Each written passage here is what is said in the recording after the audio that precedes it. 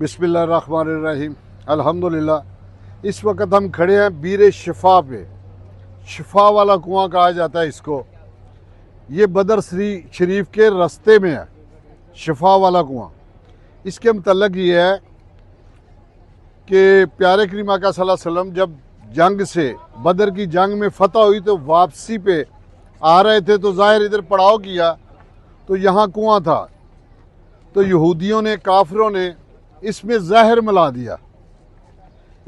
मिला दिया ताकि मुसलमान पिए और अल्लाह ना करे उनको नुकसान पहुँचे। तो मेरे प्यारे करीम आका सल्लल्लाहु अलैहि वसल्लम सब जानते थे। जब उन्होंने कुएं का पानी देखा और उसकी रंगत देखी तो उनको पता चल गया कि उन्होंने क्या किया। तो मेरे प्यारे करीम आका सल्लल्लाहु अलैहि वसल्लम ने लब मुबारक फेंका तो ये कुआं मीठा हुआ और शिफा वाला कुआं बन गया। क़यामत तक ये कुआं शिफा वाला बन गया। इस कुएं को मौत का कुआं साबित करने की कोशिश की यहूदियों ने, लेकिन मेरे रब करीम ने आका करीम सल्लल्लाहु अलैहि वसल्लम के लुआब मुबारक से ये शिफा वाला कुआं बना दिया। अब मैं आपको लेके जाता हूँ हज़रत अब्दुल्ला बिन हारसा रज़ी अल्लाह ताला अन्हु सहाबी रसूल सल्लल्लाहु अलैहि वसल्लम, जिनका मज़ार अक़दस इधर पास ही है, साथ ही है।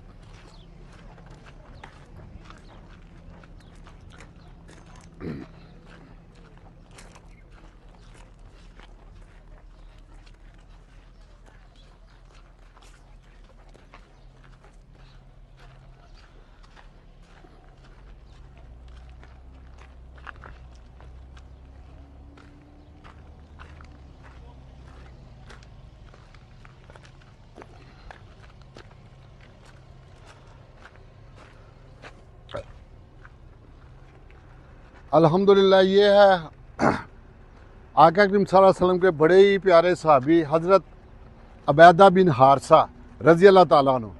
ये उनका मज़ार है। जंग बदर में वो ज़ख्मी हुए थे और काफ़ी ज़ख्मी हो गए थे, शदीद ज़ख्मी हुए थे। तो वापसी पे जब यहाँ रुके तो यहाँ उनका इंतकाल हुआ और यहीं पे उनकी आरामगाह ये है। अल्लाह पाक हम सब को इस हज़रत उबैद बिन हारसा रज़ी अल्लाह ताला के सदके हम सब पे रहमत और करम करे। अल्लाह पाक सब को अपनी हिफ्ज़ो अमान में रखे।